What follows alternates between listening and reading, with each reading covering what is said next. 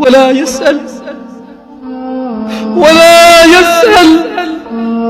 হামীমুন হামীমা।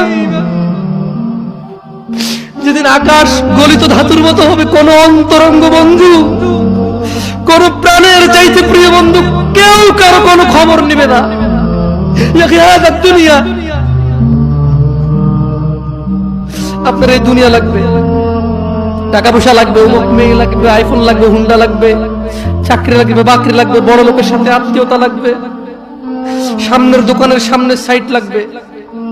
ইউবাসসিরুনাহুম ওয়া মুহাম্মদ সাল্লাল্লাহু আলাইহি ওয়াসাল্লাম ইউবাসসিরুনাহুম, আপনি ওদেরকে দেখতে পাবেন। ইয়াওয়াদ্দুল মুজরিমু লাউ ইফতাদি মিন আযাবি ইয়াউমিযিন বিবানি।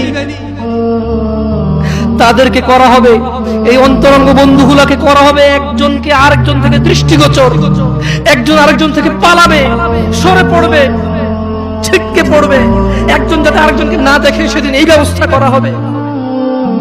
সেদিন আপনি মুহাম্মদ সাল্লাল্লাহু আলাইহি সাল্লাম অপরাধীদেরকে দেখবেন, সে শাস্তির বদলে, আল্লাহর আযাবের বদলে, আল্লাহর গজবের বদলে, আল্লাহর শাস্তির বদলে, আল্লাহর দণ্ডের বদলে এই অপরাধী, বেনামাজি, ঘুষখোর, সুদখোর, মারামারি, দখলদারি, চুগলখোর, মুশরিক, কাফের, মুনাফিক, বেঈমান, অহংকারী, সেদিন এই লোকগুলো দিতে চাইবে আল্লাহকে কি?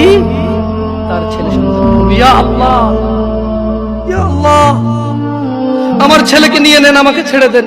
ইন্না লিল্লাহি ওয়া ইন্না ইলাইহি রাজিউন।